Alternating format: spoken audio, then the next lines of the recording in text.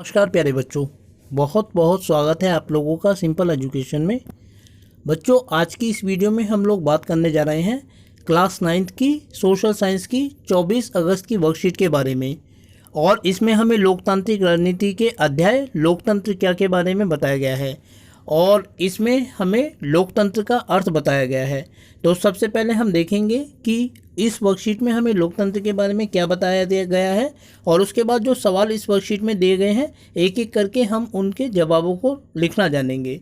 तो चलिए दोस्तों, बिना वक्त जाए किए हुए हम लोग शुरू करते हैं आज की इस वीडियो में लोकतंत्र का अर्थ का अध्ययन। लोकतांत्रिक व्यवस्थाओं को पहचानने के लिए जो पैमाना अपनाया जाता है उसके अनुसार लोगों के पास अपनी सरकार को चुनने का अधिकार होना चाहिए, तभी वह देश लोकतांत्रिक होगा।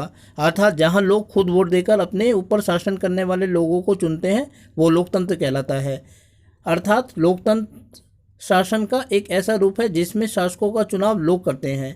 कुछ गैर लोकतांत्रिक देश जैसे म्यांमार, जहां के सैनिक शासकों का चुनाव लोगों ने नहीं किया है और यहाँ शासक फैसलों में लोगों की कोई भागीदारी नहीं है।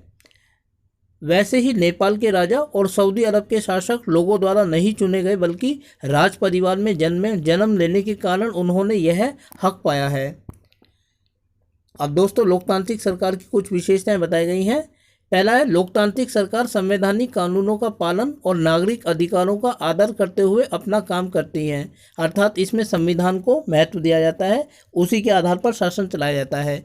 दूसरा है, लोकतंत्र में हर वयस्क नागरिक का एक वोट होना चाहिए और हर वोट का एक समान मूल्य होना चाहिए। अर्थात लोग जो वोट डालते हैं हर व्यक्ति का एक वोट हो, अमीर या गरीब, पढ़ा लिखा या अनपढ़ होना, उससे उसके वोट के ऊपर कोई प्रभाव नहीं पड़ना चाहिए।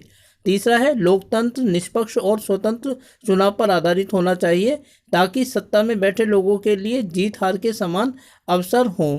अर्थात चुनाव जो जनता की पसंद है, जनता जिसको जिताना चाहती है और उसको वोट देती है तो वही व्यक्ति जीतना चाहिए, कोई दूसरा नहीं। चुनाव में घपलेबाजी नहीं होनी चाहिए। लास्ट है, लोकतंत्र में अंतिम निर्णय लेने की शक्ति लोगों द्वारा चुने हुए प्रतिनिधियों के पास ही होनी चाहिए। अर्थात जो फैसले लिए जाए वो उन लोगों के लिए द्वारा लिए जाए जिनको जनता खुद चुनती है। तो दोस्तों, ये वर्कशीट है। अब इसके सवालों के जवाबों को हम देखते हैं। तो पहला सवाल है कि लोकतंत्र किसे कहते हैं। तो इस सवाल के जवाब को हम लिख सकते हैं कि लोकतंत्र से अभिप्राय एक ऐसे शासन से होता है जिसमें जनता अपने प्रत्यक्ष मतों का इस्तेमाल करके अपने ऊपर शासन करने वाले प्रतिनिधियों का चुनाव स्वयं करती है। दूसरा, किन्हीं दो गैर लोकतांत्रिक देशों के नाम बताओ, तो और नेपाल शामिल है। तीसरा है कि लोकतंत्र में प्रमुख फैसले लेने का अधिकार किसके पास है। जनता द्वारा चुने हुए प्रतिनिधियों के पास ये अधिकार होता है। चौथा सवाल है, एक व्यक्ति एक वोट एक मोल से आप क्या समझते हैं। इसका जवाब है कि इसका अर्थ है कि सभी व्यक्तियों का एक ही वोट होगा और उनके वोट का समान महत्व होगा, न कि अलग अलग। लास्ट जो सवाल है वो है, लोकतंत्र में स्वतंत्र और निष्पक्ष चुनाव क्यों आवश्यक है। और इसके जवाब को हम इस तरीके से लिख सकते हैं कि लोकतंत्र में स्वस्थ और निष्पक्ष चुनाव इसलिए होने चाहिए क्योंकि इसमें जनता की इच्छा सर्वोपरि होती है और लोग जिसे वोट दें वही विजयी बनना चाहिए।